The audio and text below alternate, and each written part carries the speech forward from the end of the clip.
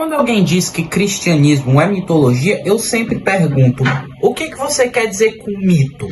Porque mito pode significar várias coisas. Mito como história simbólica, como fábulas sem base histórica, narrativa religiosa que explica a realidade.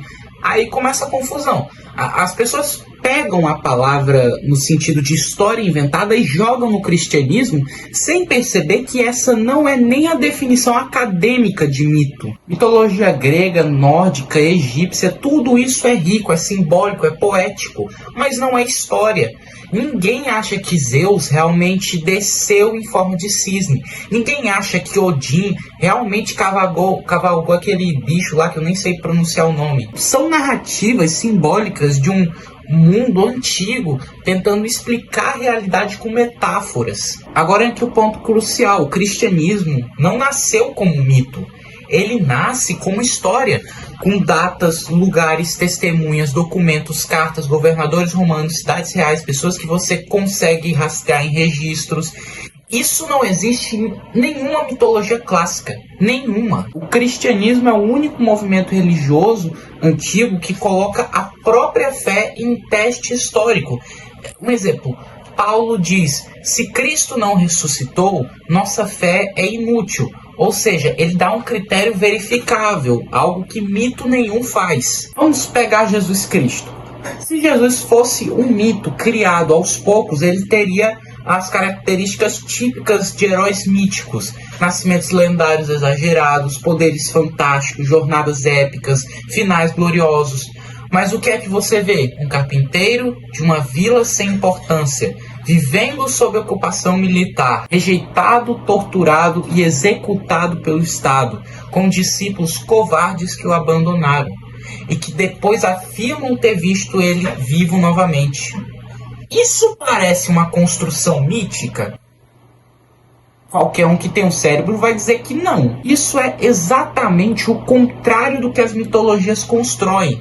Mitos criam vencedores. O cristianismo nasce de um derrotado, que vira o centro da fé porque algo aconteceu, justamente por causa disso, porque algo aconteceu. O Novo Testamento é lotado de referências de gente que diz, eu vi, nós vimos, nós tocamos, nós estivemos lá. E são testemunhos escritos dentro da mesma geração dos eventos. Nenhuma mitologia funciona assim. Nenhuma mitologia nasce com testemunhas vivas dizendo, pode perguntar para fulano, ele estava lá. Mitologias são compostas séculos depois, evoluindo como um folclore. O cristianismo nasce no ar da história, não no vapor da imaginação. Agora, uma coisa que muita gente ignora.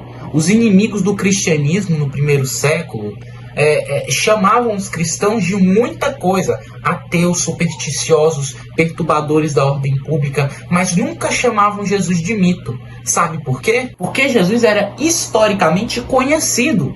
Havia gente viva que sabia quem ele era. Não dava para inventar um mito quando existiam testemunhas que podiam confirmar eventos. A moral cristã não parece em nada com a moral dos mitos antigos. Nos mitos gregos, os deuses eram violentos, egoístas, vingativos. Nos mitos nórdicos, os deuses são guerreiros imperfeitos. Nos mitos egípcios, os deuses competem entre si por poder. Agora compare com o cristianismo, que tem um Deus santo, moral, justo e pessoal, que se importa com o fraco, com a viúva, com o órfão, que exige amor, perdão e transformação, que entra na história e morre pelos seus. A mitologia é antropoformismo. Os deuses parecem com humanos. O cristianismo é o contrário. O humano é chamado a refletir o caráter de Deus. Se você pega o Antigo Testamento e o Novo Testamento, tem arqueologia confirmando cidades, inscrições, nomes de governadores, práticas jurídicas, estruturas sociais, moedas, rotas de viagem. Agora, tenta achar uma arqueologia confirmando o lar de Hades, o trono de Zeus ou o portão de Valhalla. Mitologia não deixa rastro porque não está enraizada em história.